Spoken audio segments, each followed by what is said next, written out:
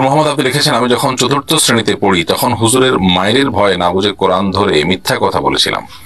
তখন আমি ছোট ছিলাম, তেমন কিছুই বুঝতাম না, এখন করণীয় কি? বা নূর মোহাম্মদ, ছোট অবস্থাতে না বুঝে যদি আপনি এটি করে থাকেন, এর জন্য আশা করা যায় আল্লাহ তাআলার কাছ থেকে আপনি নিষ্কৃতি পাবেন, নাজাত পাবেন, কারণ আপনার তখনও প্রাপ্তবয়স্ক হওয়ার কথা নয়।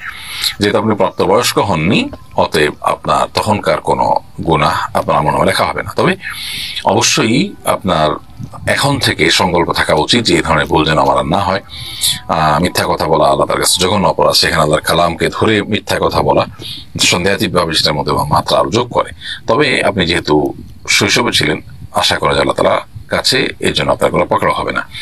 কারণ নবী করিম সাল্লাল্লাহু আলাইহি ওয়াসাল্লামের একটা হাদিস রয়েছে যে 3 ব্যক্তির কোনো অপরাধ বা গুনাহ লেখা হয় না। এর ভিতরে একজন হলেন মস্তিষ্ক বিকৃত মানুষ বা মানসিক অসুস্থ মানুষ, তিনি সুস্থ হওয়ার আগ পর্যন্ত তা যা করেন তার জন্য কোনো আমল লেখা হয় না। আর একজন হলো ঘুমন্ত ব্যক্তি, যিনি ঘুম থেকে জাগার আগ পর্যন্ত ঘুমের মধ্যে স্বপ্নের মধ্যে কোনো অন্যায় করলে সেটার জন্য তার দায় নাই। আর একজন হলেন শিশু, প্রাপ্তবয়স্ক হওয়া বা বালেগ হওয়ার আগ পর্যন্ত কোনো গুনাহ করলে বা কোনো পাপ করলে তার জন্য আল্লাহর কাছে কোনো জবাবদিহিতা নেই।